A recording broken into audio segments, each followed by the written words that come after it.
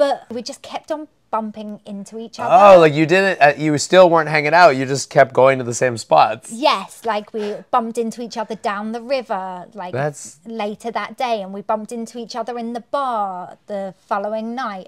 Was he still traveling, or was he there because of Lunar New Year, or was he still doing traveling? He was still traveling. From that time, he had left for Nepal. He was still traveling. Amazing. Very romantic. Cole Fogle here, and today I am with, I'll let you introduce yourself. Mama Lucy. You're a YouTuber as well. Yeah. And I assume the name of your channel is Mama Lucy because you are actually a mama? Yeah. Where are you from originally? England. What part of England? The Isle of Wight. Oh, that sounds very Lord of the Rings. The Isle of Wight. Yes, it's the very south of England. You've got to take a boat from Southampton or Portsmouth. So it is an island. It is an island, a very small island. It takes under an hour to get from one side to the other. Wow. And it's beautiful. Sounds very remote and relaxing. It is the holiday destination, staycation for English people. What made you leave that beautiful island that you just described to come to Taiwan? Like, what was the reason why you originally came here at that point? I left England to travel, to backpack, and to get some more life experience. And I was on my way home from that travel. I was at my last destination. Where was that? I was in Malaysia. Oh, so you were close. On a little island, the Printian Islands in Malaysia. And I was going to hit Bangkok and fly back home. And then I met these foreigners, everybody was a foreigner, right? But I met these foreigners, South Africans, Canadians, Americans, Taiwanese. They were all here in Taiwan, working and living and loving their life here. Teaching. Oh, they were teaching, okay. And they just sold it to me. They told me how amazing it was. They loved the noise pollution. Oh my goodness. Wow. They like reenacted the sound of the garbage trucks. Na, na, na, na, na, na, na. And you were like, where is this weird Neverland place? Yeah, or whenever there are temple festivals, the bangings of the banging of the drums on the back of these guys were describing and acting out all of this. Yes, and they were describing it in a really positive way. They were like, noise pollution, it's amazing. It just sounded intriguing. It sounded exciting. I was only 22 at the time. I was going to ask you, how old were you? Okay, so you were in Malaysia, 22 years old, backpacking. You meet a group from different countries. Basically. And then they were like, you got to come back with us. Yeah, they just sold it. Did you literally go back with them? How did that happen? Like, so I was there by myself. They all left. Oh, they all left. To go back to Taiwan. And I just emailed them, booked my ticket on the rubbish internet, and told them when I was going to arrive. The Canadian girl, she's an absolute sweetheart. She was like, you can come and stay with me in my spare room. I'll take you to school. I'll show you the ropes. She threw me on the back of her scooter. And in that time, 2 other British people also came from that island to Taiwan. They just met the same group of people who sold them, like they were like missionaries of Taiwan, but not for like Mormonism, for like the cult of come and live on the island. Yes. And they sold the Taiwanese dream. Yeah. And we all lived together. And it was just wonderful. You were 22 when you arrived in Taiwan. What made you choose Taoyuan? That was the first place that you went? So I started off in Zhongli City, and everybody asks how I started in Zhongli because it is not it's not most people's first choice. Yeah. But it was just because these guys lived there, and they were so accommodating and they were so sweet to give me these opportunities that was my first place, and it was perfect. How long did you live in Zhongli? About 4 or 5 years. Oh, okay, you were there a while. And then I left Taiwan for a year. What made you leave for a year? Homesick or? No, my husband and I took a year to travel around the world. You traveled around the world for a year? Yes. Wow, okay, sorry. So now I need to ask you, before I get back to the husband that you just brought up, what was the most exciting place, and maybe that's a hard question to answer, that you saw in that year of traveling around the world? Other than home? Other than home, yeah. See, that's Is it hard? Because you'd be like, the food was good here, and the atmosphere, like, it's going to be different everywhere. Like, the history in Egypt is phenomenal. So you were in Egypt. But then the salt flats in Bolivia are the most incredible thing I've ever seen in my entire life. And so even for myself and my husband, we always had the plan that we would travel. Yeah. And he'd traveled before. He had given up everything and hit the road and loved it. Yeah. But once we were married, he felt like he had a responsibility. Like you want stability or whatever, to be stable. Yeah. Yeah, and that was very difficult to make that decision. But nothing is stable. Exactly. And so he did quit his job and I quit my job. What's your husband's name? Alex. Alex, good job. Yes. That was a smart move. Yeah. Because you know what? Traveling, that's something you'll always have now that many people don't have, and that's very special that you were able to do that. Yes. And it definitely brought us closer together. Oh, yeah, for sure. To have those experiences. How did you meet your husband? I met Alex at, do you know Earthfest? It's a festival, a music festival cool. in the mountains, and he was working on the gate, checking like the stamps or whatever? No, he was checking to see if anybody was bringing in drinks. So kind of security type Yeah, position? it was a voluntary position. Right. Okay. And he was only actually in Taiwan for a few days. He'd been in Australia, he was heading to Nepal. Wow. And he's from Taiwan? He's from Taiwan. But he was in the middle of traveling when you met him? Okay, cool. So he was only here for a few days. What was he? He was backpacking? He went to Australia to do his working holiday he did visa. Which I think would be awesome for a lot of people to do. That sounds awesome. Yeah. And it really made a huge difference to his outlook in life. And hence why he came back with the idea to leave again a few days later to Nepal. And then, how did you meet him that night? So, like, he checked to see if I had any drinks.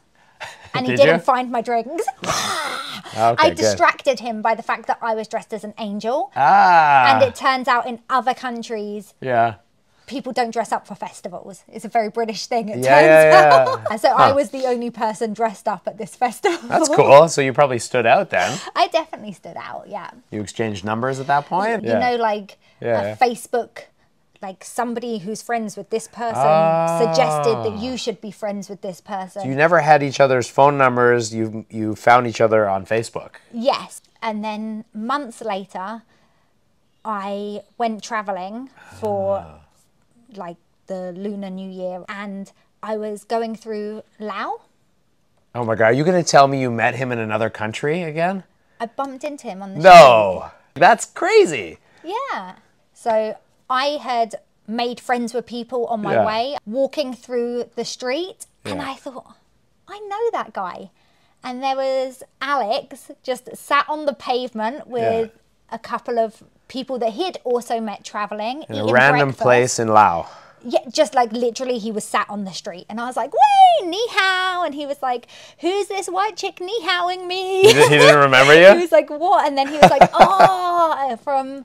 The angel. Yes, and we just hit it off at that point? Played it cool. And we're like, "Oh, so nice to see you," whatever. But we just kept on bumping into each other. Oh, like you didn't, you still weren't hanging out. You just kept going to the same spots. Yes, like we bumped into each other down the river, like later that day, and we bumped into each other in the bar the following night. And we kept on trying to play it cool. Kept on being like, "Oh, like, yeah, you're nice enough, but whatever." Was he still traveling, or was he there because of Lunar New Year, or was he still doing traveling? He was still traveling. From that time, he had left for Nepal. He was still traveling. Amazing.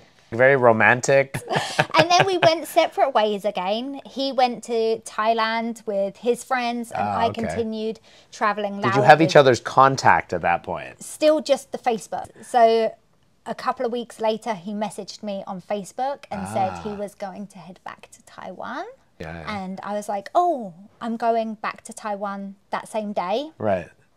Just, again, coincidence. And I was like, "But where do you live?" Because he was like, "Oh, maybe we can meet up." I live down the block from you. Are you going to tell me that that was what happened? Yes! Not down the block, but the same street. I was the Zhongli end of the street, and he was the Taoyuan end of the street, but the same street. If that's not destiny, I don't know what it is then. Like, that's crazy. Okay, and then have you been together ever since? Ever since. How long were you dating before you got married?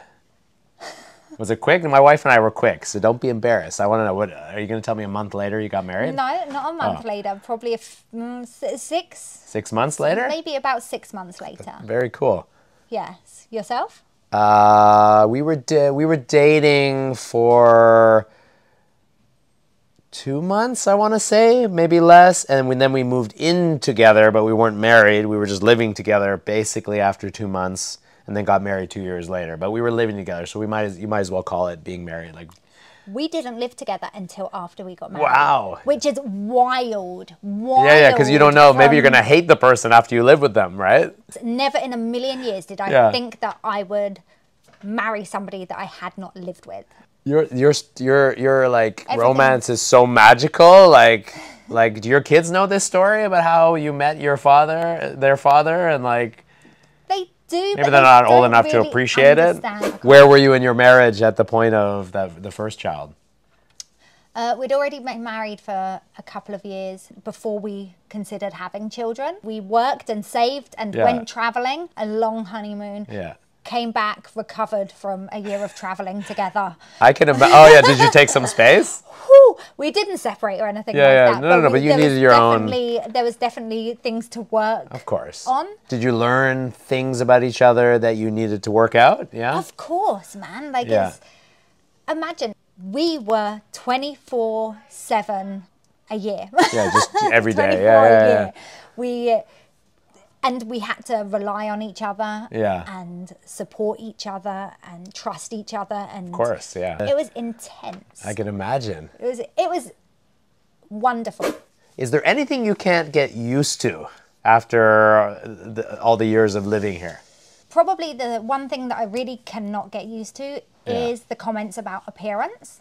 Oh, you mean like too fat, too skinny, like those kind of things? Those comments. So everything else, like the food, I love Taiwanese food now. Foods that I didn't like before have grown on me. Like so many things that maybe before I felt were strange. Yeah. Now are just part of my daily life. And stinky tofu? I accept it. I don't know if I always like to ask that one because it is very divided. Yeah. I like it, but it took me many years to like it. I'm still not there yet. It's okay that you don't like it. I'm still not there yet. Yeah. But I think the comments about body image, and not just to me, I've learned to just, does it affect me? Don't take it personally. I don't take it personally, but of course I still hear it. And if you hear something enough, you start to believe it. But no, don't ever believe it. My children, like my son said to me the other day, he was like, why is it that I eat so much, but I'm still so slim? Because he's lucky and he's young and his metabolism hasn't changed yet? Yes, people will say, they'll be like, oh, 为什么哥哥很瘦?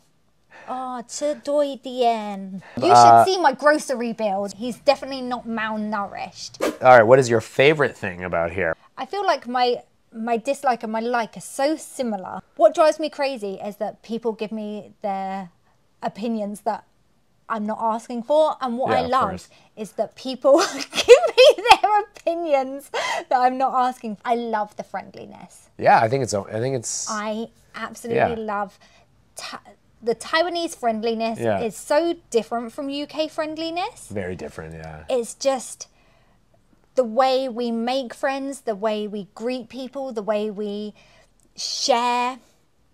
It is worlds apart, literally worlds apart. Yeah, completely, yeah. But I love the warmth that I feel when I walk, like you mentioned, right? Just walking down the street and you'll never go hungry. Saying hello to everyone. And people offer me food still all the time. It happens to me when I just walk down the street, whether it is a smile, a gift, a helping hand, like that kind of so helpful warmth. Yeah.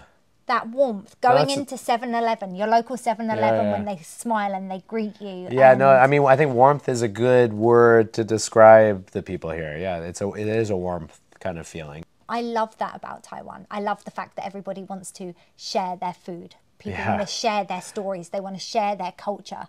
They want to embrace you and welcome you. Even though we've been here for all these years, how often do you get told, welcome to Taiwan? No, I feel like I'm like a new visitor here every day if I meet people around me.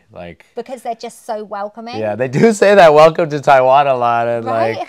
Oh, I hope you are happy in Taiwan. And do you get this question, do you like Taiwan? Does anyone ever ask you that? It's such a weird question because I wouldn't be here if I didn't like it, obviously. I always answer honestly. I'm like, it depends on the day. Yeah, I have, I'm like, because it's such a strange question. Obviously, we wouldn't be here if we didn't like it. Yeah. And obviously, you're not going to say to somebody, no, I fucking hate it. Yeah, totally. You're never going to say that. But you're going to hate it sometimes. There are days when when life is difficult and maybe you hate that day. Yes, but it's not that you hate Taiwan as such. It's just Taiwan just happens to be the backdrop of you hating that day. Yeah, 100%. But I think it's like that everywhere. It's like... And every day's a new day, so... And every day's a new day. Oh, and there's the distance... that was my calling. And this is how you know this interview is in Taiwan.